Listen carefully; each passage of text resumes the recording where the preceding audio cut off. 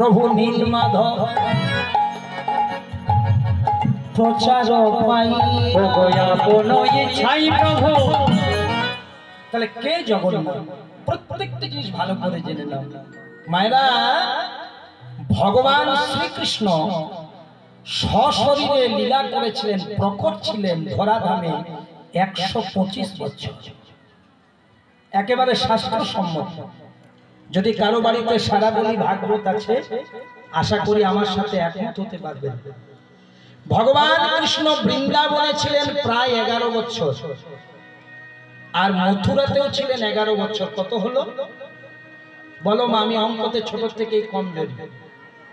22। ঠিক ঠিক, প্রায় 11 বছর বৃন্দাবন, প্রায় 11 বছর মথুরা, 22। আর 103 বছর ছিলেন তিনি দ্বারকা মানে গুজরাটে, তাহলে 125। এই 125 বছরের লীলা ভগবান কমপ্লিট করলেন। করে কি করলেন মা? ভগবান শ্রীকৃষ্ণের সর্বশেষ যে লীলা তার নাম হচ্ছে বাবা প্রভাস যজ্ঞ, মানে প্রভাস যজ্ঞ করে নিলেন। করে প্রভাস নদীর তীরে পা দুটি দুলিয়ে বসলেন একটা গাছের ডালে, নদীর তীরে।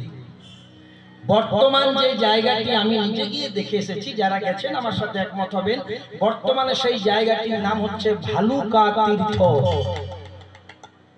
সেই প্রভাস নদীর তীরে গাছে আস্তে আস্তে পা দুলিয়ে বসলেন।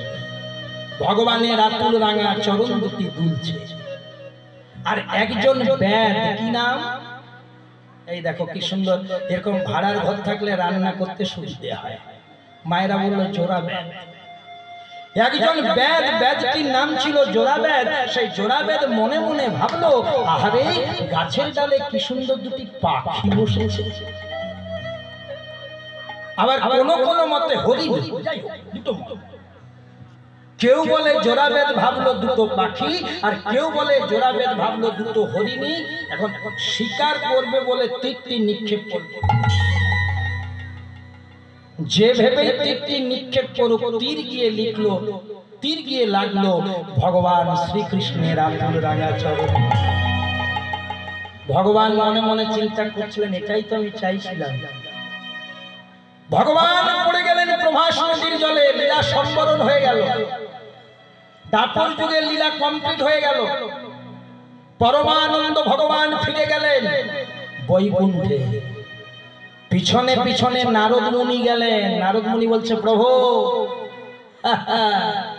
ধরাধামে সবাই বলা বলি করছে কৃষ্ণ কেমন ভগবান, যে 6 দিন বয়সে, মাত্র 6 দিনে পুতনা বধ করলো, 6 বছরে কালীয় দমন করলো, 7 বছরে বাম হাতের কনিষ্ঠ আঙ্গুল দিয়ে গিরি গোবর্ধন পর্বত তুলে দিল, কংস বধ করলো, অঘাসুর, বকাসুর, তৃণাবত্তাসুরকে নিধন করলো।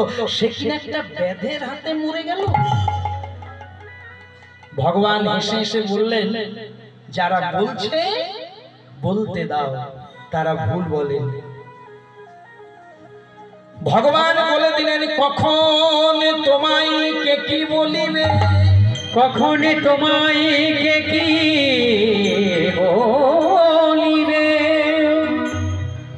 সে কথা ভাবিলে কি তোমার চলিবে, সে কথা ভাবিলে কি তোমার চলিবে, পরের কথাই কি বায়া সে যায়, কি বায়া সে যায়, মিছে দাগা তুমি পেও না, মিছে দাগা তুমি পেও না।